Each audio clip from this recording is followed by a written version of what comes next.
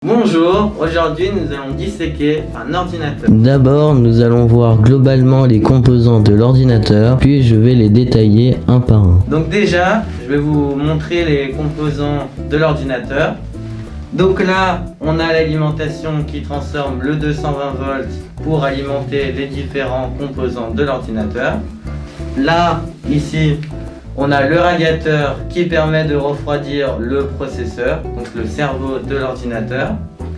Donc là, nous avons le disque dur, ce qui permet de stocker toutes les données. Et ensuite, ici, nous avons la carte mère qui rassemble l'ensemble des composants, sans oublier la mémoire RAM qui permet de stocker les calculs du processeur.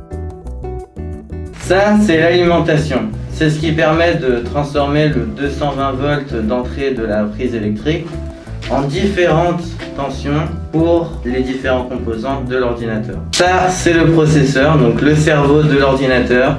C'est lui qui va calculer tous les calculs qu'il y a à faire. C'est lui qui décide de tout. Voilà, donc c'est très petit.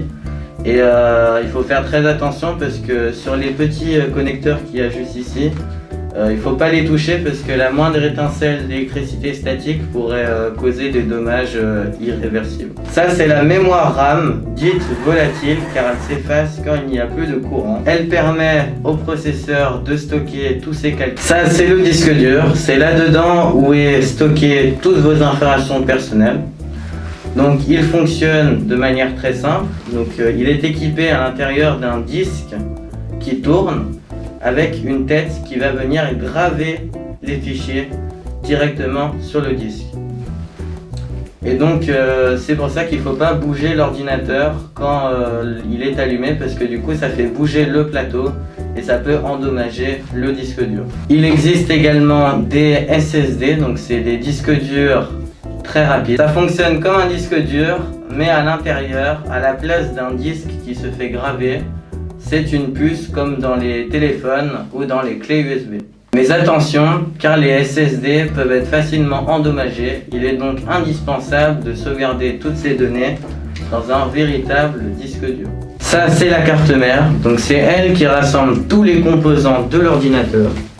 Voilà. Et d'ailleurs, si votre ordinateur ne se souvient pas de l'heure à chaque redémarrage, c'est qu'il faut changer la petite pile qui est là. C'est elle qui permet de mémoriser l'heure quand l'ordinateur n'est plus alimenté.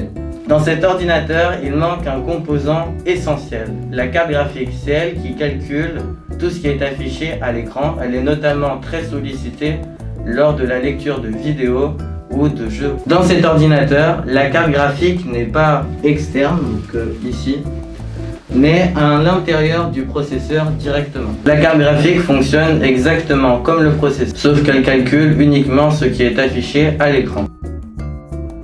Maintenant que les composants n'ont plus aucun secret pour vous, nous allons voir la partie maintenance, car il faut entretenir son ordinateur. Donc par exemple, sur le radiateur du processeur, donc qui permet de le refroidir, ce qui est très important, de la poussière peut se loger dans le ventilateur et dans les ailettes. Donc ça, c'est très important. Donc pas besoin de démonter le ventilateur comme moi. Il suffit juste de souffler avec un compresseur. Donc ça ressemble à ça. Et donc il suffit juste de souffler dans les petites ailettes pour retirer la poussière. Pour éviter des risques de surchauffe, d'incendie et tout autre problème. Mais également, en plein été, il peut arriver que votre PC chauffe beaucoup. C'est pour cela que si vous n'avez pas de ventilateur à l'arrière ou à l'avant, vous pouvez en rajouter et en acheter sur le commerce. À condition bien évidemment d'avoir un connecteur de libre sur sa carte mère. Si pour autant vous voulez nettoyer en profondeur votre ordinateur et donc retirer le radiateur, il faut, avant de le remettre, bien penser à nettoyer le processeur qui est recouvert de pâte thermique, ce qui permet une meilleure conduction de la chaleur afin d'avoir un refroidissement optimal. On peut en acheter sur Amazon ou sur n'importe quel site en ligne. Pour pouvoir la retirer, je vous conseille d'utiliser de l'alcool isopropylique ou de l'alcool à brûler. On peut également améliorer l'ordinateur en augmentant par exemple l'espace de stockage. C'est ce qui est le plus simple à faire dans un ordinateur. Il vous suffit d'acheter un nouveau disque dur, d'avoir un nouveau câble et de le connecter sur la carte mère à condition d'avoir des prises supplémentaires de libre. Bien évidemment, on peut également changer tous les composants de l'ordinateur, le processeur, la carte graphique, la mémoire RAM, mais cela peut être plus compliqué car il faut être sûr que le composant soit compatible. Les ordinateurs portables, ça s'entretient aussi. Mais vu que c'est plus compliqué pour le nettoyage, je vous conseille juste de souffler avec un compresseur dans les grilles de ventilation à l'arrière de votre PC, en dessous, pour éviter de devoir le démonter entièrement. Dernier petit point à aborder, le recyclage des ordinateurs. Avant de jeter par exemple votre ordinateur portable à la décharge, il est important pour la planète de jeter votre batterie dans les bacs de recyclage comme ici.